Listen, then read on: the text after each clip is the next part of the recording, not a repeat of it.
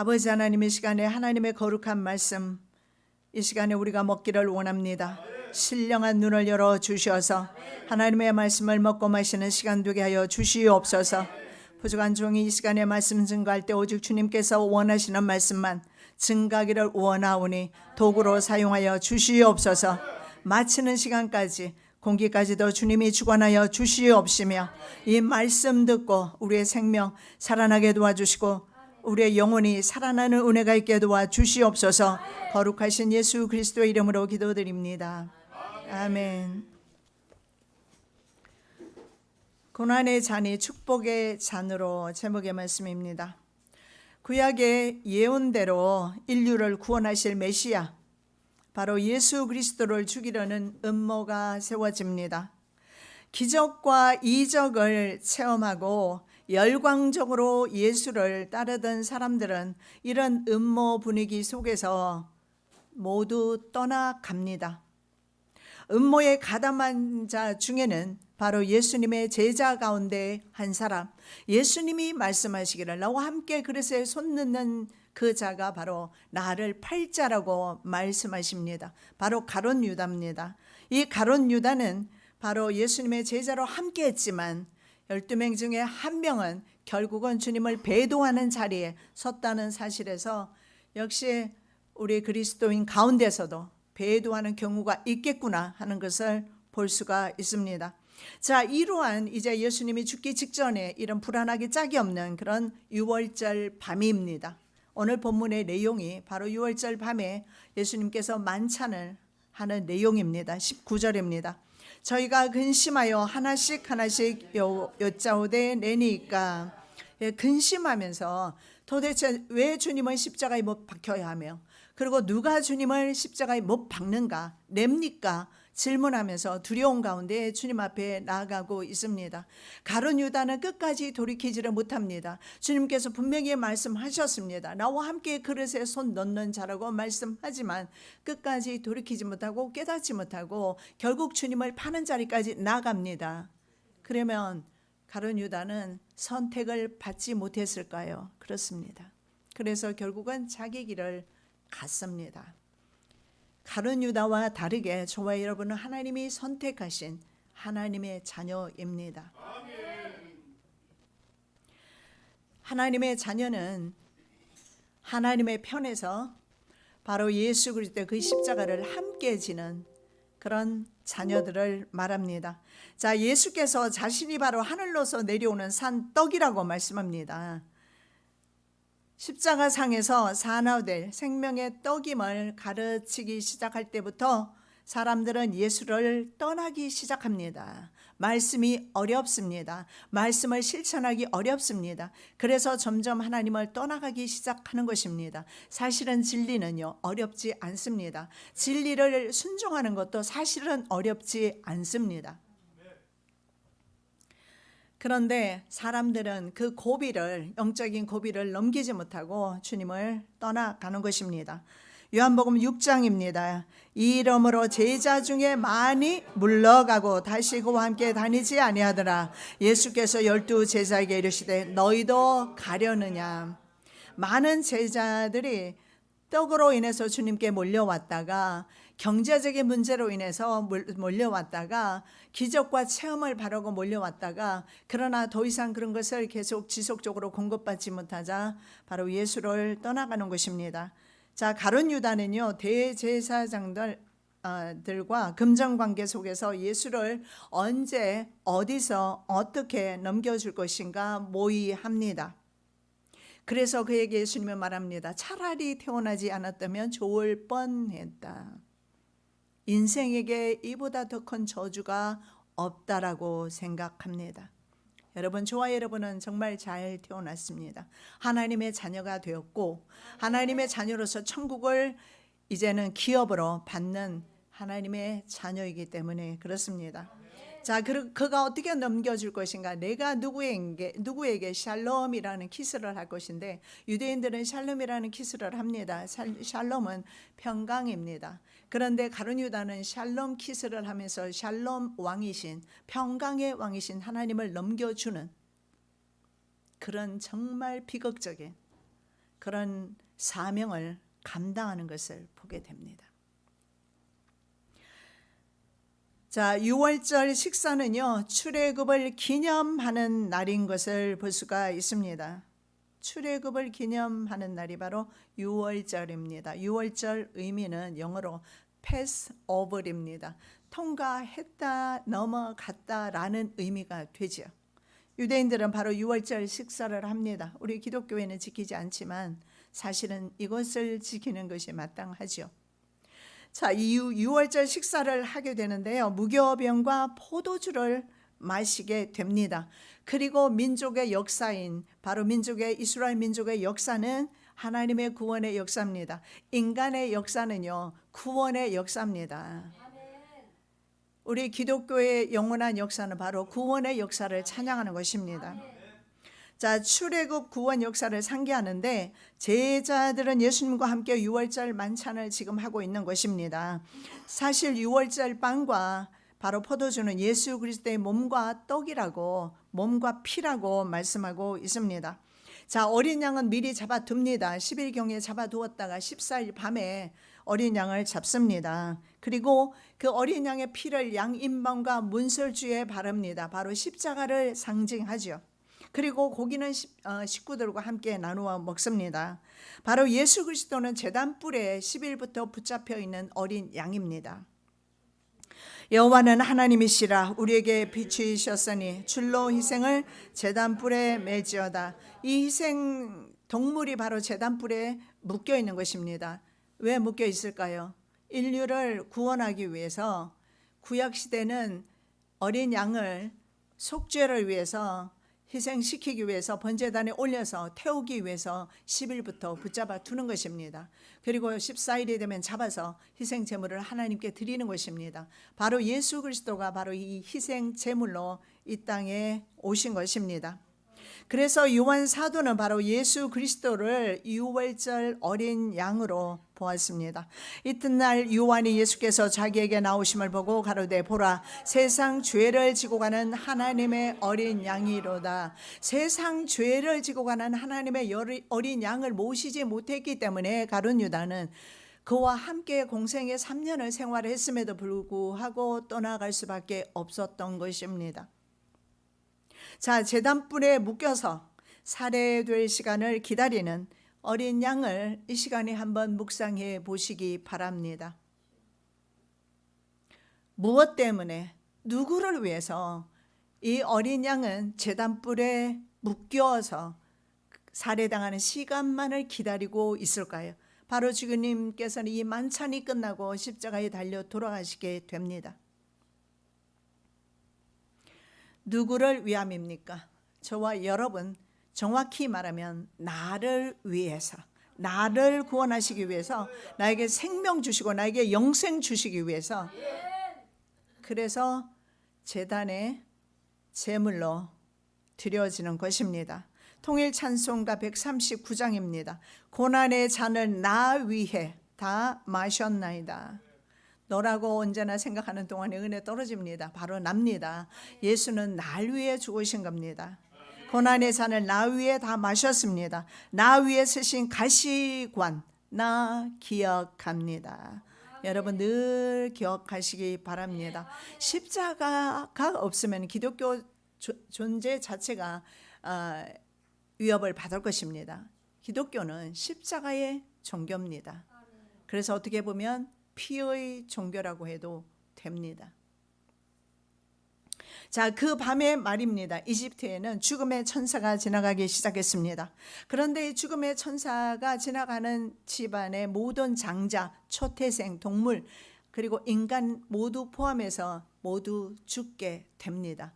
한 집안에도 죽지 않는 사람이 없어요. 누군가는 맞이가 있거든요. 누군가는 맏아들이 있거든요. 다 죽게 됩니다.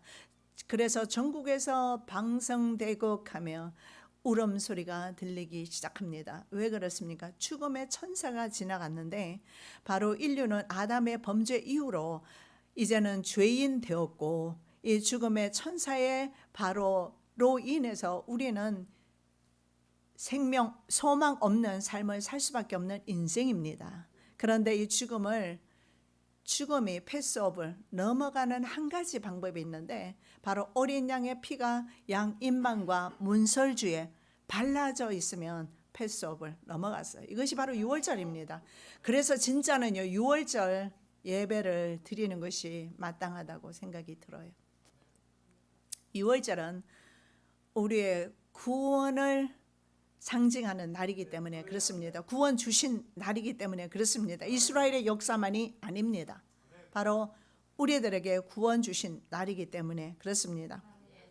자, 그런데요, 이집트 모든 사람들의 가정에는 통곡 소리가 들려오지만 믿음으로 순종한 가정에, 이스라엘 가정에는요, 이 울음소리가 들리지 않습니다. 이유는 단 하나입니다. 바로 피가 발라져 있었기 때문입니다. 십자가 보혈을 의미하는 것입니다. 율법을 조차 그의 모든 물건이 피로서 정결케 되나니 피 흘림이 없은즉 사함이 없느니라. 우리는 죄인입니다. 죄 안 지는 사람 없습니다. 인정합니다. 그렇다면 내 죄를 내가 죽었을 때 어떻게 해결할 것인가? 분명히 심판장이 있는데 말이죠. 해결할 방법이 없어요. 바로 과거 구약 시대는 어린 양이, 그리고 이제 신약 시대 성도인 저와 여러분은 예수 그리스도가 그 죄를 대신 짊어지신 것입니다. 그것이 바로 십자가입니다. 자, 이집트 장자와 초태생은 모두 죽어서 심지어는 문상조차 할 수가 없는 지경입니다. 집집마다 다 집집마다 초상이 났으니 문상을 어떻게 하겠습니까? 그런데 모세의 지도를 따라서 자신의 집에 양의 피를 바른 이스라엘 가정은 죽음에서 구원받았습니다.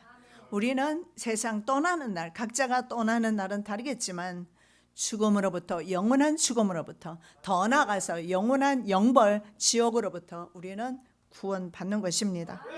그래서 무교절 첫날이기도 합니다. 6월절은 15일이지만 무교절 첫날이라고 합니다. 왜 무교절이냐? 무교병을 먹기 때문에. 무교병은 이스트가 들어가지 않아요. 누룩이 들어가지 않는 것을 빵을 먹어요. 그래서 맛이 있을까요, 없을까요? 맛이라고는 하나도 없어요. 이게 좀 부풀어야 맛이 있잖아요. 그런데 그런 거 하나도 들어가지 않은 그것을 먹는데 무교병입니다. 그래서 무교절이라고 그래요. 14일부터 7일 동안 21일까지 지키게 됩니다. 그래서 무교절 첫날이 되기도 하고 6월절 날이기도 합니다. 자, 그래서요, 무교절 첫날이면서 6월절 양 잡는 날은요, 이스라엘의 구속사적으로 이스라엘의 구원받은 날입니다. 그래서 유대 새 역사가 시작되는 날입니다. 그래서 유대 역사는요, 우리가 사용하는 이 태양력을 사용하지 않아요. 유대 달력 첫 달이 바로 니산월이라고 하기도 하고 아비볼이라고 합니다.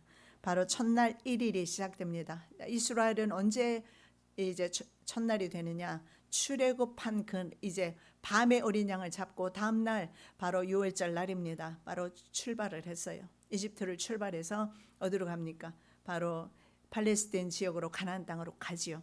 그 날이 이스라엘 백성은요, 이스라엘 백성 국가 개인이 탄생한 날입니다. 구원받은 날입니다. 그래서 이스라엘의 역사는요, 바로 태양력을 사용하지 아니하고 자신의 달력인 아비벌 니산월을 이제 첫 달로 그렇게 시작을 합니다. 자, 그 전통을 따라서 예수님과 제자들도 6월절 만찬을 하고 계십니다. 자, 예수님은 예루살렘 성내에 들어가면 물동이를 이고 가는 사람을 만날 것인데 그 집에 들어가서 집을 부탁하라고, 만찬 장소를 부탁하라고 말씀합니다. 자, 그곳에서 예수님은요, 세상에서 마지막 만찬을 자신의 12 제자와 함께 나누시게 될 것인데, 보통 만찬은요 정말 축배를 듭니다. 기쁨을 나누고 축하하는 자리지만 오늘은 특별히 그러하지 아니하고 주님께서 별세하시게 될 시간이 얼마 남지 않았고 제자들은 목자 없는 양같이 흩어지게 되는 그런 시간이 다가오고 있는 시점에서 오늘 말씀이 기록된 것을 볼 수가 있습니다. 자, 두 번째, 고난의 잔으로 새 언약이 수립되었습니다. 통일 찬송가 139장입니다. 고난의 잔을 나 위에 마셨나이다. 나도 늘 나의 십자가 감당케 하소서. 저 겟세마네 기도를 늘 기억하게 하시고 그 십자가의 은혜로 날 인도하소서. 십자가를 묵상하면서 우리 또한 십자가를 지기를 주님께서 원하십니다. 죽음과 생명의 갈림길에 선 이스라엘 백성의 출애굽 전야의 정적과 두려움, 아마 이스라엘 백성들도 굉장히 두려웠을 것입니다. 실제로 이집트 군대가 나중에 추격해 왔습니다. 자, 그랬을 때 그들은 정말 그 두려움 속에서 떨었습니다. 이집트 군대가 뒤에서 추격하고 앞에는 바다가 있고 양쪽에는 산들이 있어서 막혔을 때 두려움 가운데 있었습니다. 오히려 그럴 때가 은혜일 수도 있습니다. 주님만을 바라보기 때문에 그렇습니다. 오늘 바로 본문의 내용도 동일합니다. 제자들은 이제 그 불안한 상황 속에 놓여 있는 것입니다. 주님 없이, 주님께서는요 정말 어떤 인간이 할 수 없는 기사와 이적을 행했습니다. 그런 주님께서 이제 십자가에 달리신다고 하니까 제자들조차 이해할 수 없고 도무지 이해할 생각도 없고, 그리고 주님을 따르지조차 않게 됩니다. 제자들이 모두 예수님을 떠나게 됩니다. 자, 수제자 베드로는 어떻습니까? 예수님을 3번이나 부인하며 저주하는 데까지 가게 되는 것입니다. 여러분, 왜 그럼 예수님과 함께 3년이나 살았는데 이런 결과를 가져올까요? 그들에게는 아직 성령 부으심이 없습니다. 즉, 예수님과 함께 동행하는 삶은 3년 동안 살았지만 바로 예수님이 가시면서 보혜사 성령님을 보내주시겠다고 약속하셨어요. 그래서 예수님을 내 심령 가운데 모시지를 못했기 때문에 옆에 계시는 예수님은 언제나 우리로 하여금 허기지게 할 수밖에 없습니다. 예수님은 내 심령에 모시는 것입니다. 교회에 모셔다 놓는 것도 아니고 저 다른 곳에 예수님을 모셔다 놓는 것이 아니고, 예수님은요 보혜사 성령님으로 다시 오신 예수님은 내 마음에 모셔드리는 것입니다. 가룟 유다에게 예수님이 심령 가운데 있었다면 예수님을 그렇게 무참하게 팔아버렸겠습니까?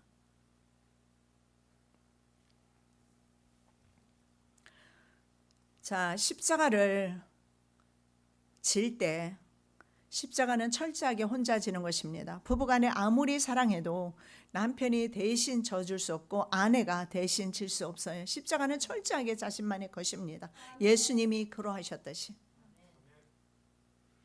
베드로는 주님을 위해서 칼을 뽑았던 사람입니다. 그런데 불과 얼마 지나지 않아서 예수님을 저주하며 부인하게 됩니다. 이게 인간의 한계입니다. 내가 예수를 믿으면 나는 예수를 팔 수밖에 없어요. 가룟 유다의 자리 나도 갈 수 있어요.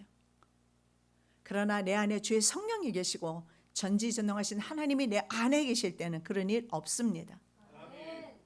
끝까지 주님을 부인하지 아니하고 주님과 함께 그 십자가를 걸어가게 될 것입니다. 자, 이 힘든 길을 그럼 우리도 걸어야 할까요? 걸어야 합니다. 왜 걸어야 합니까? 지금은 비록 힘든다 할지라도 십자가 그 고난의 끝에는 예수님께서 기다리고 계시기 때문에 그렇습니다. 지금은 부활하셔서 바로 하나님 보좌 우편에 서서 앉으셔서 기다리고 계시기 때문에 그렇습니다. 그래서 우리는 끝까지 십자가 놓치지 않냐고 붙잡고 우리는 싸워야 될 것입니다. 자, 예수님께서요 제자들에게 무교병을 주십니다. 만찬, 성만찬을 합니다. 우리도 부활절에 성만찬 할 텐데요. 죄를 가진 몸으로 성만찬에 참여하지 않도록 미리 준비기도 하시기 바랍니다. 자, 예수님은 제자들에게 무교병을 주시면서 이 무교병은 자신의 몸이라고 말씀을 합니다. 발효시키지 않은 누룩이 들어간 것이 바로 무교병이라고 했습니다. 저희가 먹을 때 예수께서 떡을 가지사 축복하시고 떼어 제자들에게 주시며 가라사대 받으라, 이것이 내 몸이니라. 이것이 나다. 주님이 이렇게 말합니다. person을 말해요. 셀프입니다. 나 자신이 바로 이 빵이다. 우리는 떡으로 번역했지만 원래는 빵입니다. 빵을 주었어요. 그래서 이 빵이 바로 나다. 참 이것이 인간의 지식으로 이해하기 참으로 힘들어요. 빵은 빵이지 주님은 주님이고. 그런데 주님께서는 말씀하세요. 이 맛없는 빵이 바로 나다. 그래요. 어쩌면 십자가는 맛이 없을 수가 있어요. 십자가는 고난의 길이기도 합니다. 그러나 아십니까? 고난 너머에 바로 영광의 길이 있다는 사실을. 그런데 사람은 영광의 그 길을 보지 못하고 고난만을 보고 바라보다가 실족하고 교회를 떠나게 되는 것입니다. 자, 6월절 빵은 누룩이 제거됩니다. 누룩은 왜 제거될까요? 누룩은 죄를 상징합니다. 죄라는 것이요, 다윗을 한번 보십시오. 다윗이 처음에 밧세바를 취하게 됩니다. 간음죄죠. 그런데 죄의 싹이 잉태가 됩니다. 그것이 바로 아기가 생긴 거예요. 그러니까 그것을 감추기 위해서 죄가 계속 어떻게 돼요? 죄는 계속 사망으로 끌고 가게 됩니다. 그래서 결국은 해결 방법이 밧세바 남편을 죽이는 길이 답이었어요. 죄는 누룩입니다. 계속 부풀어요. 그래서 죄는 처음부터 근절하지 아니하면 우리는 죄를 지을 수밖에 없는 인생이다, 아담이다, 사람이다 생각하시기 바랍니다. 그래서 죄를 짓더라도 말이죠, 그것을 초장에 근절하고 주님 앞에 맡길 때에 내가 이길 수가 있어요. 그러지 않고 자신의 방법으로 해결하다 보면 죄는 계속 죄를 낳고 죄가 장성해서 사망까지 끌고 가는 것입니다.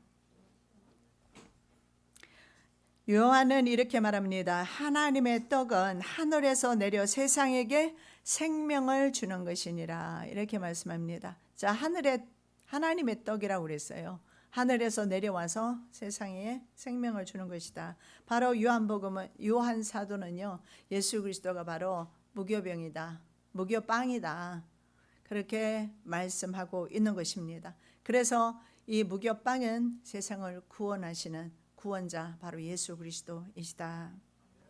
여러분 집에 가셔서 여러분이 빵을 드시든지 밥을 드시든지 떡을 드시든지 드실 거예요.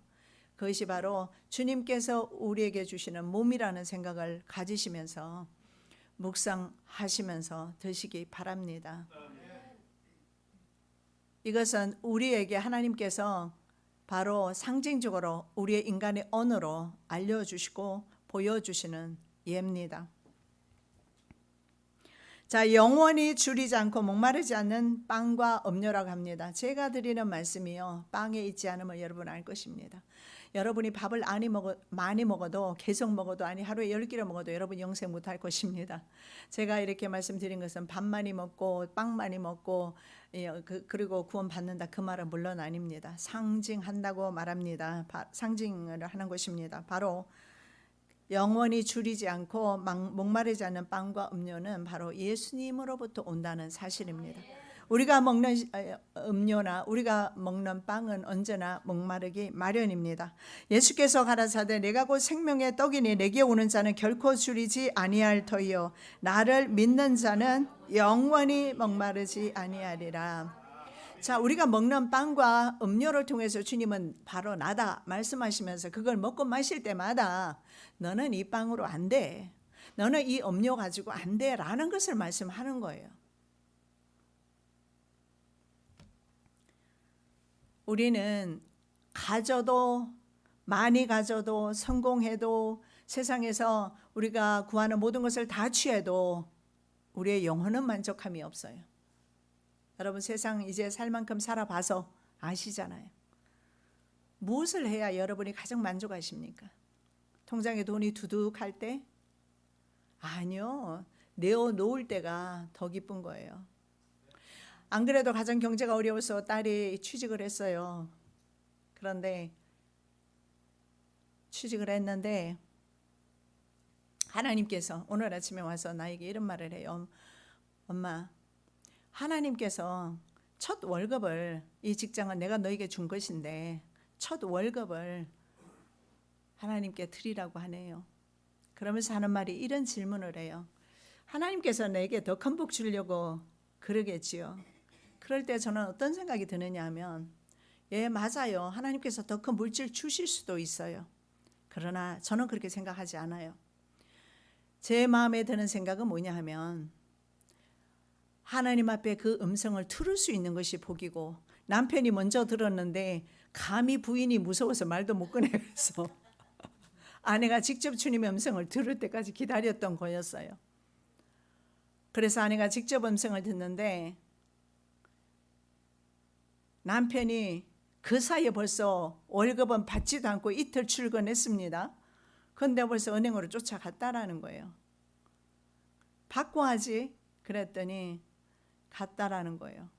그래서 어떻게 저렇게 즐거움으로 주님 앞에 드리고 싶을까? 그래서 제가 마음에 오는 것은 하나님께서 정확한 금액까지 말씀하시는데 자기 월급이더랍니다. 하나님께서 말씀하시는 것을 들을 수 있는 것이 복이고, 또 하나님께서 말씀하실 때 지체하지 아니하고 먼저 주님 앞에 드릴 수 있는 믿음이 복이다. 너는 이미 복 받았다. 다음에 더 복 주실 것을 기대할 것도 없다. 이런 생각이 들었어요. 오래전의 이야기인데요. 저희 아들이 처음으로 학교 다니면서 직장을 갔는데 1,000불을 벌었습니다. 그런데 하나님께서 첫 것을 주님 앞에 드리라는 마음 감동을 주셨어요. 그래서 1,000불을 싹 다 드리고 나서 며칠 후에 잘렸지 않습니까? 이런 경우도 있단 말이죠. 그런데 지금 저희 아들을 보면 아마존의 헤드쿼터나 마찬가지로 클라우드 팀에서 일을 할 수 있게 된, 그러니까 여러분, 내가 오늘 심었다고 해서 내일 거둔다는 그런 생각하지 않으시기 바랍니다. 중요한 것은 내가 주님 앞에 순종하느냐, 주의 음성 듣고 주님 앞에 어떤 환경 속에서도 순종하느냐, 그것이 중요합니다. 어떤 분은요, 또 우리 전에 장로님도 그렇게 해주셨는데 또 학교 공부도 해야 되잖아요. 그래서 어떤 분은 또 딸에게 등록금을 대주겠다고 또 대준 분이 계세요. 그 돈이 그 돈이더라고. 받은 돈을 그대로 주님 앞으로 가는 것입니다. 그래서 저는 그런 생각이 들어요. 참 이 성도들 사이에는 이렇게 믿음으로 서로 물질이 오고 가는 것, 주님이 보실 때 얼마나 기뻐하실까, 이런 마음이 들었어요. 자, 주님으로 인하여 기뻐하고 주님의 몸과 마음을 먹고 마시면요, 목마르지 않고 배고프지 않아요. 주님의 일을 할 때 사실은 내면에서 솟아나는 기쁨이 더 커요. 그래서 우리는 우리의 몸과 마음과 물질을 마음껏 주님 앞에 드릴 수 있는 것입니다. 또 어떤 분은요, 교회 경제가 비대면 예배 드리면서 굉장히 어려워졌지 않습니까? 그런데 어머니에게 달려가서 빌려서 또 하나님 앞에 드리기도 했습니다.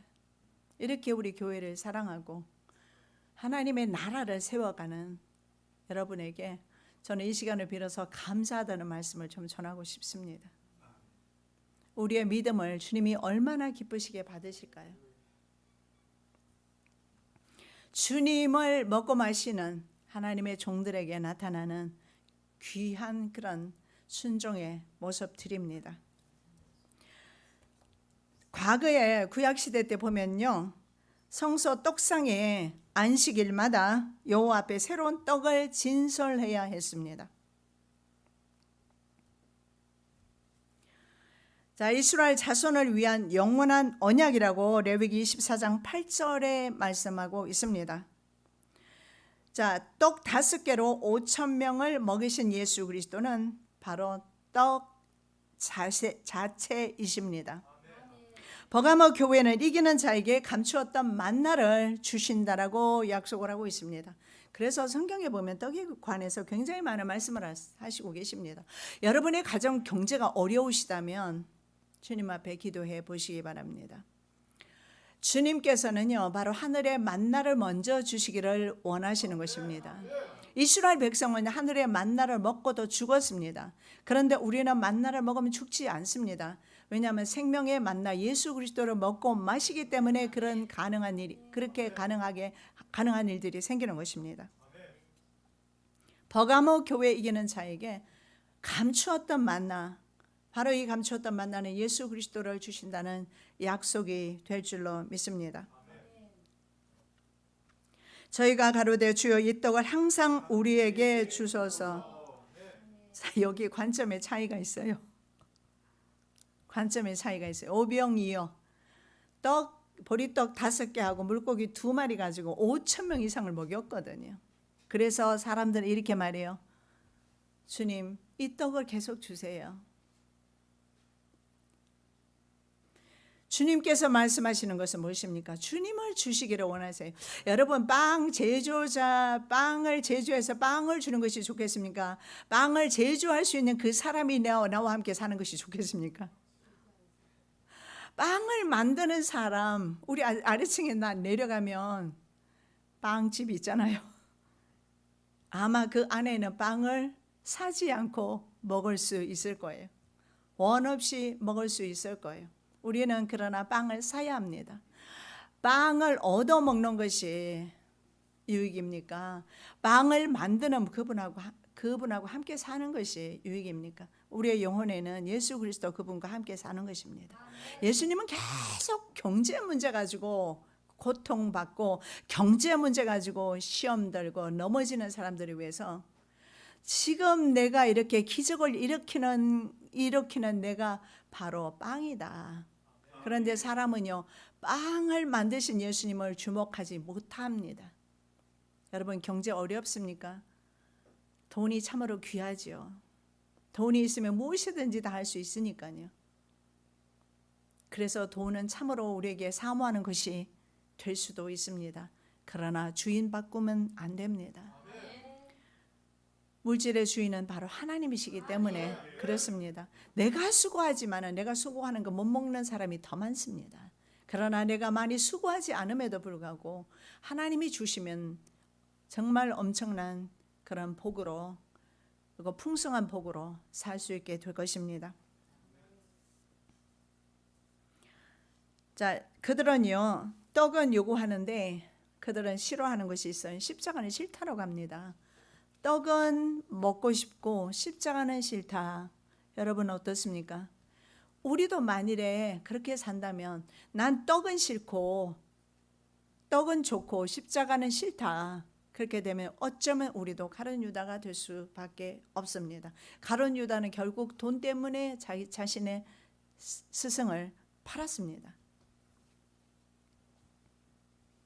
그들의 조상은요, 하늘에서 내려온 산떡을, 하늘에서 내려온 만나를 먹고도 죽었습니다. 너희 조상들은 광야에서 만나를 먹었어도 죽었거니와 내가 주는 떡을 먹으면 너희들은 죽지 않는다라는 걸 말씀하는 것입니다. 영생합니다. 이는 하늘로서 내려오는 떡이니 사람으로 하여금 먹고 죽지 아니하게 하는 것이니라. 포도주를 주시며 이제는 자신의 피라고 말씀합니다. 여러분, 포도주 좋아하시는지 모르겠어요. 또 잔을 가지사 사례하시고 저에게 주시니 다 이를 마시매. 자, 포도주는 십자가 상에서 흘리신 예수 그리스도의 피입니다. 그 피가 있으면 사망의 재앙이 패스업을 지나갔습니다. 내가 애굽 땅을 칠 때 그 피가 너희의 구하는 집에 있어서 너희를 위하여 표적이 될지라. 내가 피를 볼 때 너희를 넘어가리니 재앙이 너희에게 내려 멸하지 아니하리라. 그래서 기독교는 피의 종교입니다. 피 흘림이 없은즉 죄 사함이 없기 때문에 그렇습니다. 우리가 바로 예수의 피를 힘입어서 하늘 성소에 들어갈 담력을 얻게 된다라고 히브리서 10장 19절에서 말씀하고 있습니다. 우리는 성만찬을 통해서 예수 그리스도의 몸과 피에 동참합니다.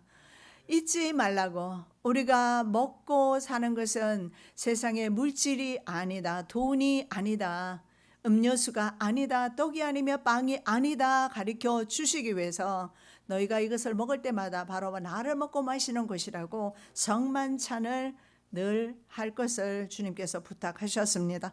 너희가 이 떡을 먹으며 이 잔을 마실 때마다 주의 죽으심을 오실 때까지 전하는 것이니라. 자, 세 번째 마지막 잔은요, 축배의 잔이 될 것입니다. 고난 뒤에 영광이 있습니다. 우리는 영원토록 십자가만을 지지 않습니다. 십자가를 지기로 하면 십자가는 무겁지 않습니다. 십자가를 내가 지는 것이 아니라 주님께서 함께 지시기 때문에 그렇습니다. 주님을 모시지 못하고 성령 하나님을 모시지 못한 한 제자는 12제자는 주님을 부인할 수밖에 없었습니다. 그러나 마가 다락방에서 성령님을 경험한 11제자와 새로 제자된 마띠아는 죽기까지 자신의 생명을 다 버리기까지 십자가를 졌던 사실을 볼 수가 있습니다.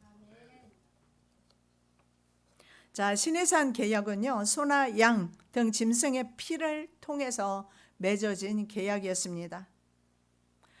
모세가 그 피를 취하여 백성에게 뿌려 가로되 이는 여호와께서 이 모든 말씀에 대하여 너희와 세우신 언약의 피니라. 그렇다면 과거에는 짐승의 피가 필요했습니다. 그래서 지금도 유대인들은 제3성전이 세워지면 짐승 제사를 드리려고 합니다. 왜 그럴까요? 희생 제물을 드리려고 해요. 지금은 더 이상 피가 필요 없습니다. 동물의 피도 필요 없고 인간의 피도 필요 없습니다. 인신 제사를 드릴 수도 있습니다. 고대 근동 지역의 많은 이방 국가들에게서는요, 자신의 아들을 인신 제사를 드려서 자신의 신에게 피의 공양을 드렸습니다. 그러나 더 이상 필요 없습니다. 내가 십자가를 진다 하더라도 내 피를 주님이 요구하시는 것이 아니란 말입니다. 그래서 제3성전이 지어지고 동물 희생 제사를 드릴 필요가 없는 것인데 그들은 왜 그렇게 할까요? 아직도 유대인들은 하나님은 믿지만 오신 예수 그리스도를 부인하기 때문에 그렇습니다. 만일에 그렇다면 우리도 지금 동물 한 마리 잡아놓고 지금 양 한 마리 여기 잡아서 그 피를 흘려서 예배를 드려야 돼요. 그래야 주님이 받으셔요. 근데 우리 지금 그렇게 하지 않습니다. 왜냐하면 주님께서 예수 그리스도께서 피 흘려 돌아가셨기 때문에 그런 거예요. 그래서 우리가 천국에 들어갈 때 예수 그리스도의 피의 흔적이 양인방과 문설주에 있었던 것처럼 우리 가운데 있게 되면 통과. 그 외에는 통과 안 돼요. 여러분 미국 가실 때 어떻게 합니까? 미국 여권이 있어야 돼요. 저는 65세가 넘어서 한국 여권에 신청을 했더니 이렇게 말해요. 미국 갈 때는 미국 입국할 때는 미국 여권을 써야 통과할 수 있고 한국 들어올 때는 한국 여권을 써야 통과할 수 있고 난 그래서 여권이 2개가 만들어져요. 그런데 천국에는 안 통해요. 미국 여권 세계 초강대 국가의 여권을 가지고 있어도 천국에는 안 통해요. 천국에는 오직 예수 그리스도의 보혈, 하나님이 얼마나 원통하시겠습니까? 하나밖에 없는 아들을 인간에게 보냈더니 그렇게 처참하게 십자가에 매달려서 피와 물을 다 흘리게 만들고 그렇게 해서 채찍질해서 그렇게 찢어서 자신의 아들을 죽였는데 하나님께서 무엇을 보시고 하나님께서 용서하시겠습니까? 용서 안 하십니다. 하나님 절대 용서 안 하세요. 오직 예수 그리스도의 보혈을 의지하지 않는 성도는 사람은 용서하지 않습니다. 그러나 성도, 보혈을 의지하는 성도, 보혈이 있는 성도, 10년 가운데 예수가 있는 성도 통과합니다. 자, 하나님과 이스라엘이 맺은 이 피의 계약이 말입니다. 이스라엘 백성의 배도와 불순종으로 깨어졌습니다. 결과 북이스라엘은 주전 722년경에 멸망당합니다. 그리고 남유다는 BC 606년부터 586년간에 세 차례에 걸쳐서 바벨론의 멸망을 당하죠. 언약이 깨어집니다. 왜냐하면 생명 없는 그 형식 종교, 형식적인 성도, 이스라엘 국가 종교 이런 것은 더 이상 필요가 없어지게 된 것입니다. 그래서 이제는요, 각자의 믿음을 통해서 구원받는 개인 종교가 탄생하게 됩니다. 그래서 성경에 그것을 새 언약이다. 물론 예수 그리스도를 통해서 새 언약이 신약 시대에 시작되었지만 그러나 이미 구약 시대의 이스라엘 국가가 이제 형식적인 종교로서 전락되면서 국가가 흩어지게 되면서 국가 종교는 없어지게 되면서 개인 종교로 전 세계로 흩어지게 되면서 저와 여러분까지도 그 은혜 안에 있게 된 것입니다. 이것이 바로 새 언약입니다. 예레미야 31장 31절에서 34절의 내용입니다. 이렇게 말씀하지요. 날이 이르게 되면 내가 이스라엘 집과 유다 집에 새 언약을 세우리라. 국가 종교는 없어졌습니다. 이 언약은 내가 그들의 열조와 손을 잡고 애굽 땅에서 인도하여 내던 날에 세운 것과 같지 않다 말씀합니다. 왜냐하면 내가 그들의 남편이 되었지만 그들은 내 언약을, 결혼 서약을 파기했기 때문이라고 말씀합니다. 그러나 그날 후에 내가 이스라엘 집에 세울 언약은 이러하다. 다시 새 언약을 주셔요. 내가 나의 법을 어디에 두지요? 그의 마음속에. 여러분, 하나님은 내 마음속에 계시는 겁니다. 하나님의 말씀은 내 마음속에 계시는 겁니다. 나의 법을 그들의 마음속에 두며 마음에 기록하는 거예요. 옛날에는요, 두 돌판에다가 하나님의 말씀을 기록했어요. 지금은요, 일주일 동안 여러분 살아갈 때 어디에 기록할 것입니까? 내 마음판에 오늘 들은 말씀을 기록하셨다가 필요 적절하게 그 말씀대로 순종하면서 살아가는 것입니다. 마음판에 새기는 것입니다. 비로소 마음판에 새겨질 때, 마음에 예수님을 모실 때, 그 다음에 어떻게 해요? 나는 너희 하나님이 될 것이다. 너는 나의 백성이 될 것이다. 비로소 하나님과 우리는요, 자녀와 아버지의 관계가 수립이 되는 것입니다. 자, 예수 그리스도는 자신의 피가 새 언약을 위한 것이라고 말씀하고 있습니다. 그렇다면 예레미야 선지자가 말씀하는 새 언약은 누구를 가리킬까요? 바로 예수 그리스도입니다. 그래서 예수 그리스도를 내 심령 가운데 모시는 심령, 그 심령은 바로 새 언약 가운데 있는 것입니다. 가라사대 이것은 많은 사람을 위하여 흘리는 바 나의 피 곧 언약의 피니라. 6월절 만찬을 할 때 말입니다. 잔을 4번 들어요. 이것은 사중 구속 언약을 뜻합니다. 출애굽기 6장 6절에서 7절의 내용을 말씀하고 있습니다. 그러므로 이스라엘 자손에게 말하기를 나는 여호와라.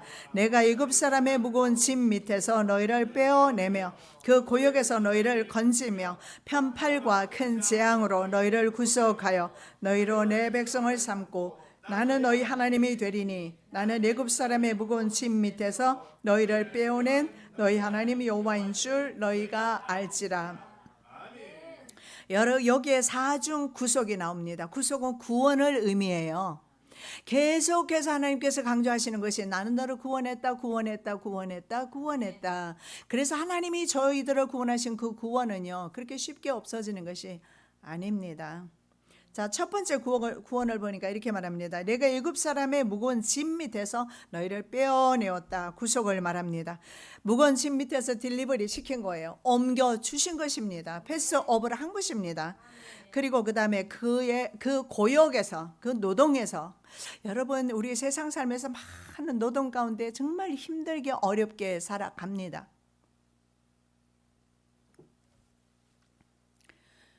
그런데 이 고역에서 구원해 주시겠다는 약속을 하고 있어요. 이스라엘 백성들은 너무나 고역이 심했습니다. 종들이었으니까요. 그런데 하나님께서 그 고통으로부터, 고생으로부터 구속해 주겠다. 그래서 하나님의 구원은 우리의 영혼 구원도 있지만 삶 속에서 사는 무거운 짐으로부터 재정적인 부분, 환경적인 부분, 관계적인 부분, 많은 사랑하는 인간의 복잡한 문제들이 있습니다. 그 모든 부분에서도 주님은 구원하기를 기뻐하신다는 사실입니다. 그 다음에 세 번째 보니까 편팔과 큰 재앙으로 너희를 구속하여, 하나님께서는 그 하나님의 능력의 팔로 바로 이스라엘 백성을 구속해 주셨습니다. 네 번째는 나는 애굽 사람의 무거운 짐 밑에서 너희를 빼어낸, 역시 네 번째 구속입니다. 그래서 6월절 그 포도주를 마십니다. 포도주를 마실 때 바로 그들은요, 이 모든 무거운 짐에서 풀어주신 하나님, 그리고 가장 중요한 건 바로 죽을 수밖에 없는 영혼을 구원해 주신 그 하나님을 감사하면서 포도주를 마셨던 것입니다. 수고하고 무거운 짐진 자들아 다 내게로 오라. 내가 너희를 쉬게 하리라. 자, 6월절에 마시는 이 4번의 포도주는 모두 예수 그리스도를 상징합니다. 4번의 포도주는요. 왜냐하면 포도주가 바로 포도주가 예수님 피니까요. 그런데 세 번째 잔입니다. 편팔과 큰 재앙으로 너희를 구속하리 하여, 여기까지만 예수님께서 그날 밤에 마신 것으로 전해지고 있습니다. 마지막 잔은 마시지 않은 것으로 전해지고 있습니다. 왜 네 번째 잔은 마시지 않았을까요? 이 네 번째 잔을 마시지 않은 이유는 바로 자신이 네 번째 잔입니다. 물론 첫째에서 네 번째 잔을 다 포함하는 예수님께서 직접 그 잔이 되어 주셨기 때문에 그렇습니다. 이 네 번째 잔은 바로 십자가에서 상에서 흘리신 예수 그리스도의 보혈이란 말입니다. 가라사대 아바 아버지여 아버지께서 모든 것이 가능하오니 이 잔을 내게서 옮기시옵소서. 그러나 나의 원대로 마옵시고 아버지의 원대로 하옵소서. 자, 이 잔을 내게서 옮기소서. 포도주 잔을 말하는 것입니다. 바로 자신이 마시지 않은 이유는 이제 자신이 피를 흘려서 나를 구원하시기 위해서 피를 흘려주신, 그래서 예수님께서는요 바로 이 잔이 자기 자신임을 알고 계셨던 것입니다. 네 번째 잔은요 또 더 나아가서 이제 예수 그리스도가 재림하실 때 천국 연회가 열리게 될 것입니다. 그때 아마 저와 여러분이 이 잔치자리에 들어갑니다. 그래서 저와 여러분이 모두 마시게 될 잔입니다. 그래서 세상에서 여러분 고난의 잔이 마지막 잔으로 되었을 때는 축복의 잔이 된다. 그래서 오늘 제목의 말씀으로 고난의 잔이 축복의 잔으로라고 정했는데요. 마지막 때는 주님의 연회 자리에서 축배를 들게 될 것입니다. 예수께서 저에게 이르시되 항아리에 물을 채우라 하신즉 아구까지 채우니. 여러분, 하인들은요 혼인잔치의 포도주를 위해서 물을 항아리 위에 찰랑찰랑 넘치게 채웠습니다. 바로 그러한 은혜가 축배의 잔을 우리가 흘러넘치는 그 축배의 잔을 우리가 마지막 날에 우리가 들게 될 것입니다. 그 혼인 잔치는요 바로 의와 진리의 거룩함으로 새 사람이 된 사람, 바로 예수 그리스도의 신부들을 위한 것임을 잊지 마시고 의와 진리 가운데 거룩함으로 살아가시는 한 주간 되시기를 예수님의 이름으로 부탁합니다. 고난의 잔이 축배의 잔으로 주님께서 예배하시고 준비하시고 마지막 재림의 때에 주님과 함께 그 연회에 들어갔을 때 우리가 축배의 잔을 드리기 위하여 세상에서 주님의 고난에 동참하기를 원하오니 주님의 십자가를 부인하지 않게 도와주시고 주님의 십자가를 달게 지는 주의 백성들 되게 하여 주시옵소서. 거룩하신 예수 그리스도 이름으로 기도드립니다. 아멘.